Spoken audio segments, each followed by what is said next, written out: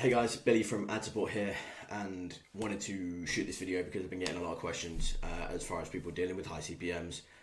So here's a big list of everything you can do to hopefully solve this problem. And again, if none of this stuff works, then it might be a case where you need to kind of deal with it, and we'll talk about the path forward if that is the case.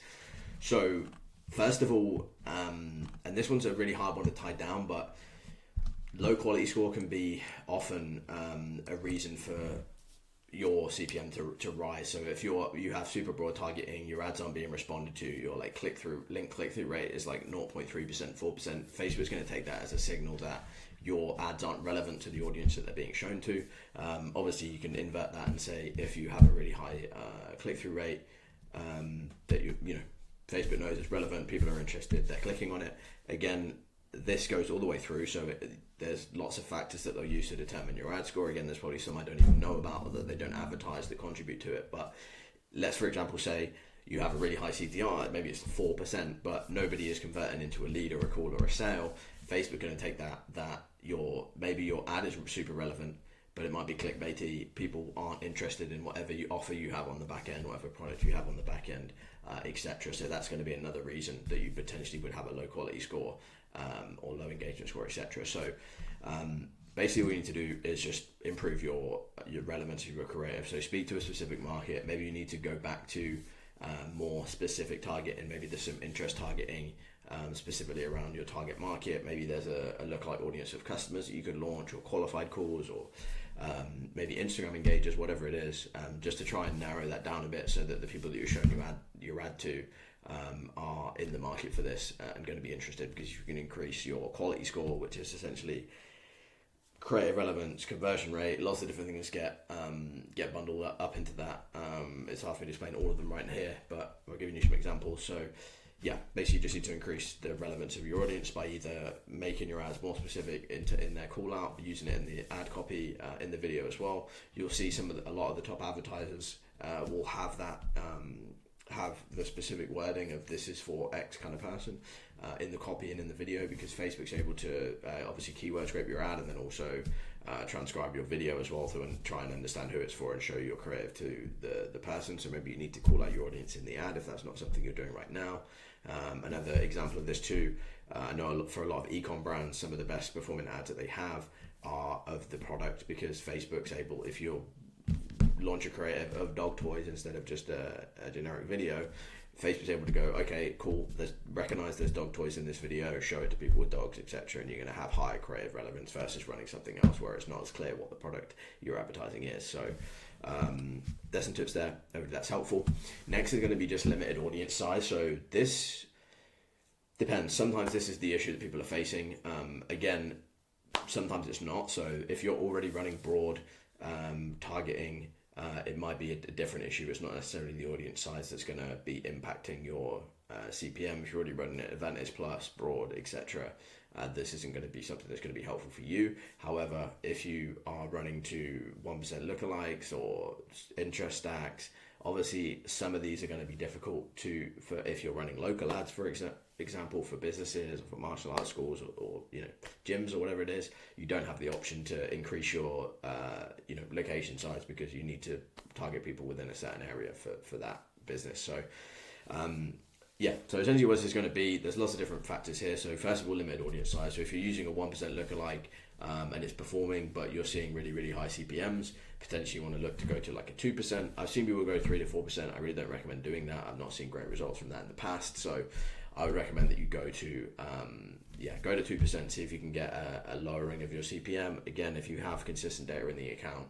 and good conversion data, then I'd look at targeting broad, which would essentially mean just obviously locations, demographics, and no audience signals. So no lookalike audiences, no customer list, no interest, etc. Just broad, just leaving the audience open and letting Facebook go and find those people. So next is just a lot of time you'll see audience overlap. So if you have 15 ad sets that are at $10 a day or $15 a day or whatever, and they're all targeting the same lookalike audience, for example, that will cause a lot of audience overlap. Again, potentially you're bidding against yourself. Facebook doesn't want you to do that, so it will rise the CPM. So two options there: either consolidate the budget into the best performing ad sets targeting that audience, or you could potentially launch a CBO. So maybe you have 3 different ad sets. Typically, I will launch an interest stack, a lookalike stack, and broad targeting in a CBO to just centralize everything together. If that outperforms an ABO with a load of ad sets, then I'd run with that. Again, that's going to be another thing that potentially lowers your CPM, so something worth trying if the audience thing is the issue. The next is just looking at how much you're restricting the demographics. So obviously locations, if you're just targeting the US only. We've got a lot of experience with this for clients. The CPMs in the US are far higher than anybody else. Obviously the GDP is very high, and there's a huge audience there. They're very like prime people for people to target. So the CPM is going to be higher. If you can expand it, maybe target in tier 1 countries like Australia, the UK, Ireland, or whatever it is. Putting those in there is definitely going to lower your CPM. Again, with the age and gender thing, gender potentially is going to be offer specific, but if you have an age range that's super restrictive, maybe it's only 25 to 30, opening that up slightly will give you much better results as far as CPM. So that's something you can look to do as well if it's applicable, if it's an option. Lastly, this is kind of just a bonus item for this, doesn't necessarily fit into the theme for the rest of it, but if another thing to look at is just if you're targeting manual placements, and again, if this is you, you'll know it, but I will just show you quickly in this ad set. So down at the bottom here, I know a few people will maybe target feeds only or whatever it is. The option that you have there is just to switch this. So normally what I'll do is I'll exclude audience network and messenger, but just leave all of the Facebook and Instagram placements. But again, if you've manually gone and turned everything off apart from Instagram feed, Facebook feed, and reels and stories, maybe if you using manual placements, you could potentially switch back to automatic placements and see if that gives you a lower CPM. Again, those placements are going to be the most expensive placements because they're the highest quality ones, so switching back to automatic placements would probably lower your CPM if that's the case. So yeah, cool. Next thing is just a poor account history. So this is specifically about disapprovals. If your ad account's been disabled before and comes back, sometimes there can be fluctuations in CPM. If you consistently get ads disapproved, and then lastly, kind of like the low ad scores, which is what we talked about before. If you've consistently had underperforming ads in your account that are at like a 0.3%, 0.4% link click-through rate, Facebook's going to, basically mark you as a low quality advertiser, and so affect you with the CPM. So again, seeing this consistently in accounts that have had a history of ad issues, I mean, the first thing for you to do is to stop having ads disapproved. The second thing you can do is go ahead and if there's any ads that you have had disapproved, you haven't won the review, and there's no way of you getting them back, just delete them from the account. I think Facebook still does this. They'll do a sweep of your account and basically make a note of the percentage of ads in your account that are disapproved, and obviously the lower percentage the better. There's actually a threshold for that where it will get the whole account disapproved if it's above a certain percentage. Again, Facebook doesn't advertise what exactly that is, but it's something to be on top of. So if you have a bunch of disapproved ads in your account that are just laying there dormant, they're not running anymore, you're not going to be able to win the appeal. They're old ads, just go ahead and delete them. Again, obviously it's not great to lose the data for those, but for the health of the account is the best thing to do. So that's something I'll consistently do. If there's disapproved ads in an account, just remove them or improve the account health overall. Cool. So yeah, so things here. So as far as that, I think I've given you pretty much what to do. Obviously, write compliant ads is the number one thing for you to do. If you're unsure, this is a little bit rudimentary, but you could just use ChatGPT. Again, it's not going to be perfect, but you can just ask ChatGPT, upload the ad copy you're going to use or the script you're going to use for a video ad, and just say, tell me which parts of this are going to be flagged by Facebook's algorithm, compliance algorithm, and then you will get a reply back. You can potentially edit those parts of the ad and improve them. Again, you can do this as well. If you've had an ad disapproved, you can put it into ChatGPT and just go, hey, this ad's been disapproved, tell me which parts of it are being flagged by Facebook. Again, it's not the best feedback mechanism, but it's better than what you'll get from Facebook, which is normally pretty vague. It will just tell you what policy you've been disapproved for and not tell you the specific part of the ad or the specific part of the ad copy that's the issue. So that's kind of the way I found that's been helpful as far as trying to nail down exactly what it is. Again, as I've said, it's not going to be 100% accurate, so I don't think this is going to be perfect, but it should help you get your ads disapproved if you're having problems and you don't know how to fix it. Cool. And then Yeah, so monitor just CTR and engagement. CTR rule is always a good proxy for um, basically engagement rate of your ads and how many people are stopping on them. So really you want to aim for at least 2%, ideally closer to 4% for that. If it's really, really low, like below 1%, that's probably a sign that either your thumbnail's not engaging, your ad copy isn't stopping people, or the first 5 seconds of your ad on stop isn't great. So yeah, really rough guidelines is probably want to be close to a 1% link click through rate, and then for a CTR rule above 2%, closer to 4%.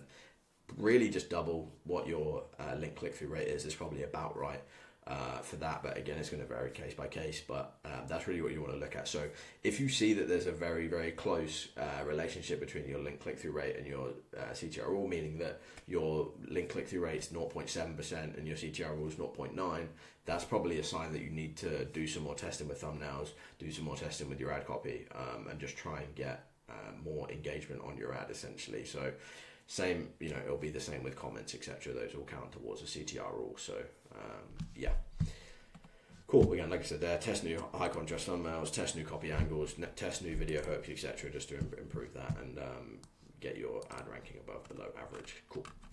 Next is under optimized conversion events. So I go back and forth on this. I still don't really have a full sign. I'm doing some testing at the moment. I've switched recently in the last year or so maybe.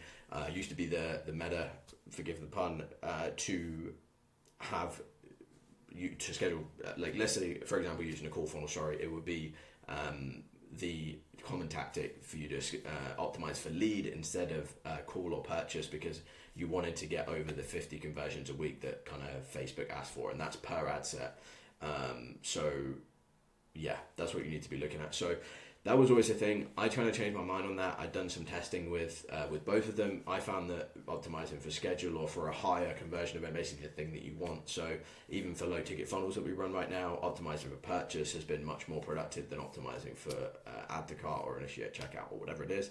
So that's what I found to be better. I'm doing some testing at the moment with using lower funnel events, like going back to lead, going back to add to cart, and just seeing if that improves quality, and it can potentially decrease the CPM as well, because you're asking Facebook to get you a less valuable event. So potentially you might be able to make it up. There can be issues with quality, there can be issues with cost, etc. But it's something that's worth testing. So if you're optimizing for schedule, for example, you're only getting 3 or 4 calls a week, but if you have 50 leads a week, maybe it's worth optimizing for lead, getting Facebook more data, and potentially it will have much more signal to show of who is interacting with your ad, who's converting, and who to show the ad to in the future. So that's pretty much everything there.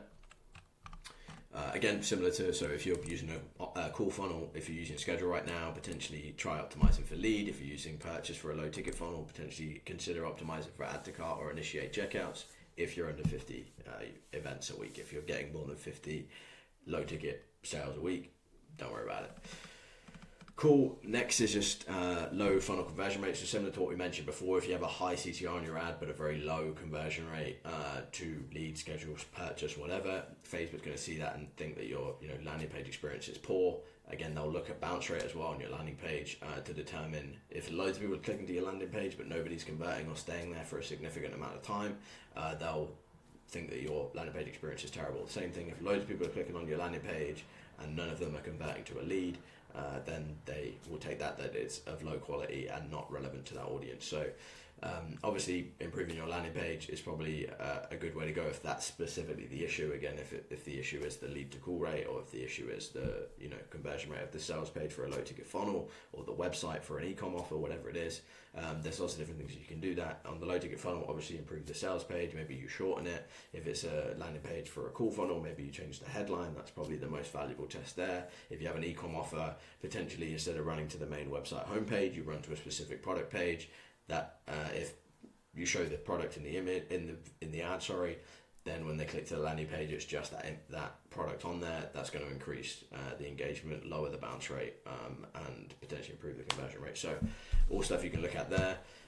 The next thing that I've mentioned here is just improving the accuracy of the conversion. So for a lot of our clients, we use Hyros, so we have the offline conversion sending back to Meta. If you don't have access to Hyros or an external tracking software that has offline conversions, then you need to set up CAPI, way too in depth for me to go into in this video. But if you want to do it yourself, you can find a course on Udemy for $30, something like that, and do that. That's super important. Essentially, what CAPI is server-side conversions instead of browser conversions. So browser conversions are reliant on Google Chrome, Microsoft Explorer, whatever it is, and their cookies, which again are getting more and more strict, especially with Google. They are not having them stay for as long, so using a server will essentially make the cookies last longer by storing on a server instead of in the browser. And so by using this, you will essentially increase the accuracy of the conversions coming back to Google, because again, they're going to consider your conversion rate based on the conversions that they're being reported back. So if you can improve the quality of that and the amount of, make the amount in Ads Manager more accurate, especially at the ad level or the ad set level, Facebook's going to know where to put the spend, because it knows truly which ads are converting and which ad sets are converting. So that's really, really an important thing. So yeah, if you need any help on that, shoot me a comment, and I will send you a link to a course that I've used to implement it, or there's probably other videos on YouTube on other channels you can use for that. Cool. And then as far as the landing page, always look at unique outbound click-through rate, because this is done off of reach instead of impressions, which is more accurate. And then you can obviously look at landing page versus views. Again, it's a pretty maybe inaccurate way to do it, because not every click on Facebook is going to convert into a landing page view. People bounce, people don't load the landing page, etc. But I found go high level reporting, ClickFunnels reporting to be not very accurate. So the way I work out landing page percentage is always leads divided by the unique outbound clicks. So that's the way I'd recommend that you do it. It's not going to be 100% perfect, but if you have enough data over time, it will be fairly accurate, and you'll be able to see if you have a landing page issue and if you need to solve it. So again, the ways to improve a landing page, again, this is probably specific for a landing page for a VSL call funnel. Again, we've discussed the other options you've got if you run a different offer. So really the headline is going to be the biggest thing. The structure of the landing page, again, making there less to do. You really only want the one thing that they can do on the landing page to be to opt in and give you their information. So any external links, any phone numbers, emails, addresses, whatever, take all that off and just have the one thing for them to do, to opt in. And then the other thing, slightly more esoteric, but looking at the congruency between your ad messaging and your landing page messaging. Does it line up? If you're saying in the ad, I can book you 20 calls a week, but then when they land on the landing page, it says I can book you 5 calls a week, there's going to be a discrepancy there, and subconscious dissonance that's created by that, because even if they don't consciously know that they're seeing a different message, their subconscious will, and they'll go, something's not right here, probably bounce on the page. So that's something you need to look at consistently. Again, if you have a particular ads messaging that's working great, consider changing your landing page headline to be more in line with that. Next is ad fatigue and creative burnout. So essentially, if you've been running the same ads for too long and the engagement is going off a cliff because you're showing the same ad to the same people multiple times, so you can look at the frequency and engagement over time, which is both columns within the ads column of the ads tab, in Ads Manager. Again, if you consistently do that, Facebook will raise your CPM. Similar to the points you mentioned before, they're just saying your ads of low quality, people aren't engaging with the ad, it's not as relevant. Facebook wants ads on the platform that are relevant to that audience, because they'll engage with it, they'll buy the products, they'll have a good experience on Facebook, whereas if they're constantly being shown ads that have nothing to do with them, that they aren't interested in, that's going to be a bad user experience for them. So again, I go back and forth, and it's very arbitrary. If I gave you a number of creative to launch a month, it's going to be very arbitrary. And again, this might not even be an issue for you that's causing the CPM issue, but yeah, check frequency over time. If it gets above 2.5, it's going to be an issue. Again, for warm audiences, that's going to be slightly different. You'll probably accept a higher frequency, although do keep it in check and make sure that you're consistently launching new creatives in that warm audience, or to that warm audience. So yeah, really, I'd say probably if you had launched 10 creatives a month, you'd probably, maybe in 2 batches of 5, you'd probably be in a good spot. Just consistently keeping up with that frequency is going to be good. Again, if it's 20 every 2 months, not going to be a big deal either. Just make sure you're testing them properly. So the same goes with just like refreshing your top performers. So if you have an ad that's been performing consistently for a long time, maybe it's worth you recording the same ad, but maybe slightly change the wording, or maybe you do a thumbnail change to that ad. Maybe you re-record the ad in a new location, so say the hook script exactly the same way, or if it's a UGC ad, maybe you have someone else say exactly the same thing. Maybe if it's a static image, you change the colors on the static image. If it's orange, turn it to blue with orange text, maybe something like that. Just anything you can do to just refresh this ad, make it look different, and just avoid kind of banner blindness from people that are seeing the ad thinking it's exactly the same thing, and just dismissing it without a second thought. And then the next thing, so again, if none of the stuff that I've mentioned there is applicable to you or works, potentially you're just in a competitive market. This is just a problem that you're going to deal with. So again, I wouldn't waste too much mental energy. If you've tried those other things and it doesn't work, you're just going to have to deal with the situation that you've got. And the only way that you can do better is be better at creative, be better at the funnel, be better at the back-end conversion rate, everything. So if you can't get CPM down in any way, maybe it's $80, $90, super high, maybe it's even just $50, and that's a struggle for you.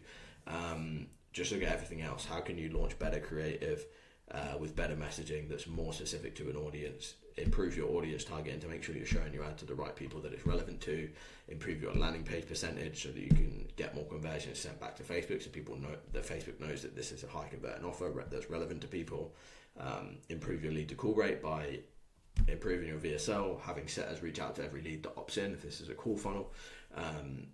Again, more conversions back to Facebook, more performance from the same amount of input as far as ad spend. Next, show up rate. What can you do to improve your show up rate? That's what SUR is.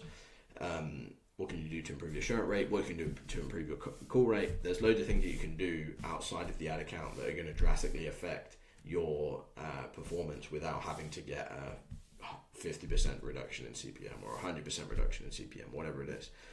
Well, 100% wouldn't make sense, but 50% reduction in CPM. So yeah, there's lots of different things you can do. Again, like even for a client, I think I mentioned in a previous video where we were looking to optimize the VSL to try and get a better lead to call rate. We were only able to bump it by 2 to 3%, but by implementing appointment setters to call all the leads and get them to schedule a call, we doubled the conversion rate from lead to call from 10% to 20%. Again, there's nothing you're going to be able to do in the account that's going to halve your CPM from $50 to $25. So little things like that outside of the funnel and just trying to be a little bit more multidisciplinary are going to pay dividends for you. So that's what I really look at. If you can't get the CPM down, just try and be better at every single other thing that contributes to performance and to the amount of profit that you get from your ads. So that's everything. Any questions, put them in the comments. Speak to you in the next one.